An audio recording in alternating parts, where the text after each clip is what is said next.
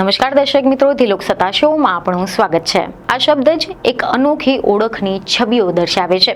આ એક એવી ઓળખ છે કે જે દરેક માટે અનોખી અને અલગ હોય છે, જેમ કે આપણા ચહેરા, આપણી કદ કાઠી તેમજ આપણો અવાજ.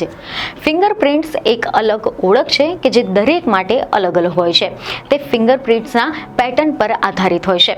અને આ બધા જે ફિંગરપ્રિન્ટ્સનો ઉપયોગ છે તે કોઈ ગુનાની તપાસ માટે, સુરક્ષા માટે અને ઓળખ માટે કરવામાં આવે છે. જો કે આજકાલની દુનિયાભરમાં લાખો અને કરોડો લોકો ફિંગરપ્રિન્ટનો ઉપયોગ પોતાના ફોનના લોક માટે, ઓફિસ સહિત અનેક જગ્યાએ પોતાની અટેન્ડન્સ માટે, યુનિક આઈડેન્ટિફિકેશન માટે, આધાર કાર્ડ વગેરે બધી જ જગ્યાએ થાય છે. આ સિવાય જરૂરી દસ્તાવેજોની નોંધણી, લોકર, બેંકનું કામકાજ, ક્રિમિનલ કેસ સોલ્વ કરવા માટે આ બધી અનેક જગ્યાએ ફિંગરપ્રિન્ટનો ઉપયોગ કરવામાં આવે છે. અને હવે તો ડોર લોક સહિતના અનેક ગેજેટમાં પણ ફિંગરપ્રિન્ટ વાળા થવા લાગ્યા છે.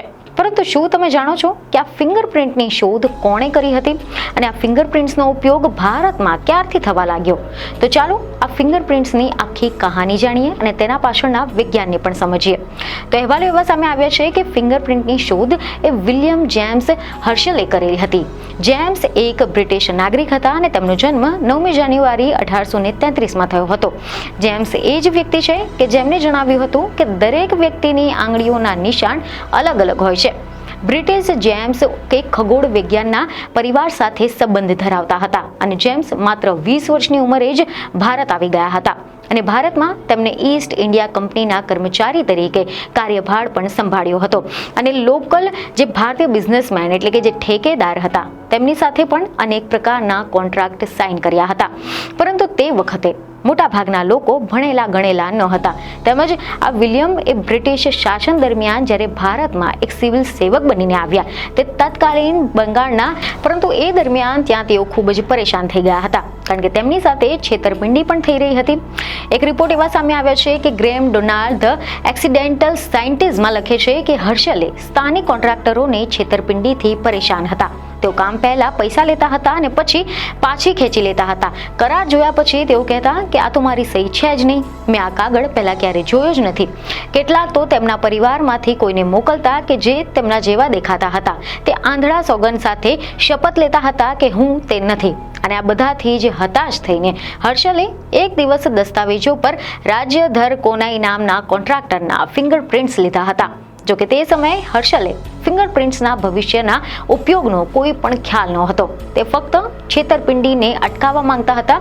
અને વર્ષ 1877માં હર્શલને હુગલીમાં મેજિસ્ટ્રેટ તરીકે નિયુક્ત કરવામાં આવ્યા હતા.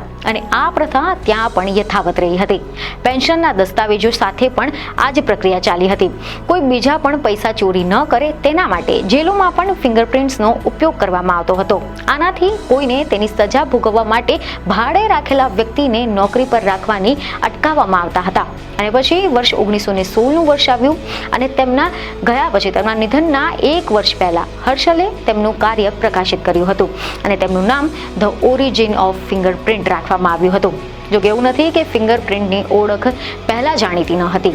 આના નિશાન 2300 વર્ષ પહેલા ચીનમાં મળી આવ્યા હતા. એવા અહેવાલો છે કે યુએસ જસ્ટિસ ડિપાર્ટમેન્ટના અનુસાર ફિંગરપ્રિન્ટ્સની વિશેષતા એ સૌપ્રથમ 1788માં યુરોપમાં હર્શલના પહેલા પણ નોંધાઈ હતી.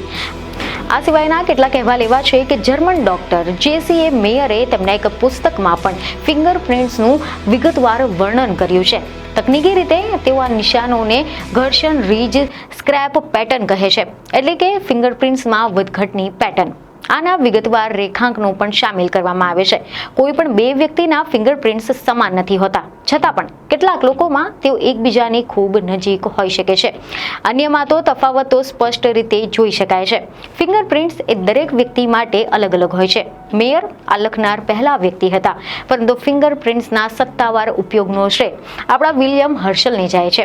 કારણ કે આ જ બધા પછી વિશ્વભરના લોકો ફિંગરપ્રિન્ટ્સના અન્ય ગુણધર્મોથી વાકેફ થયા હતા. તેઓએ પણ સમજી ગયા કે તેનો ઉપયોગ કોઈને ઓળખવા માટે પણ થઈ શકે છે.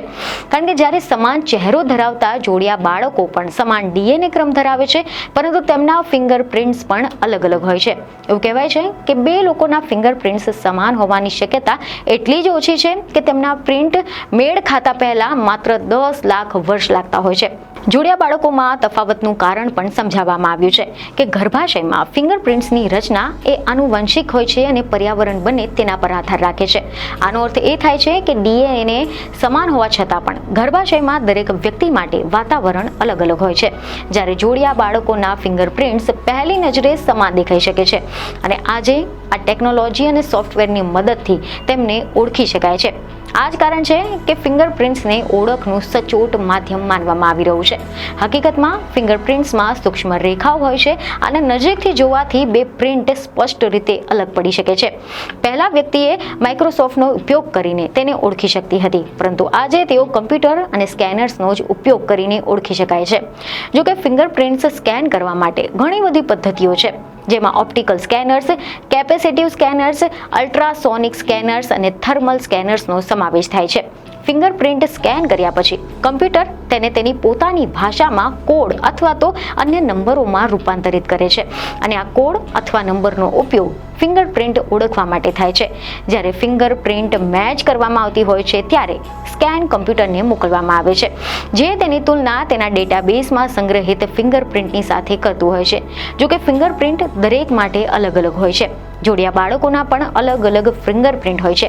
ફિંગરપ્રિન્ટ એક વિશ્વસનીય ઓળખ છે જે ગુનેગારોને ઓળખવા માટે મદદરૂપ બને છે. ગુનાઓની તપાસમાં ફિંગરપ્રિન્ટ્સ મહત્વપૂર્ણ ભૂમિકા ભજવે છે. ગુનાના સાથે સંકળાયેલા જે સ્થળેથી મળાયેલા જે ફિંગરપ્રિન્ટ્સ છે તેની તુલના શંકાસ્પદ ગુનેગારોના ફિંગરપ્રિન્ટની સાથે કરી શકાય છે. જો બે ફિંગરપ્રિન્ટ્સ મેળ ખાય તો તે ગુનેગારની ઓળખવામાં મદદ કરે છે. ફિંગરપ્રિન્ટ્સનો ઉપયોગ સુરક્ષાના સિસ્ટમોમાં પણ થાય છે, જેમ કે ફિંગર લોક. ફિંગરપ્રિન્ટ્સ એક અન્ય ઓળખ છે કે જે વ્યક્તિને ઓળખવામાં મદદ કરે છે. જો કે આજકાલ તો ફિંગરપ્રિન્ટ્સનો ઉપયોગ ઘણા બધા ક્ષેત્રોમાં થઈ રહ્યો છે અને તેની લોકપ્રિયતા પણ ઘણી જ વધી ગઈ છે. તો આશા છે કે અમારા દ્વારા આપવામાં આવેલી આ માહિતી તમને મહત્વની લાગી હશે, જેથી અમારા વિડીયોને લાઇક અને શેર જરૂરથી કરજો. બીજને ખબર સાથે ફરી મળીશું. ધન્યવાદ.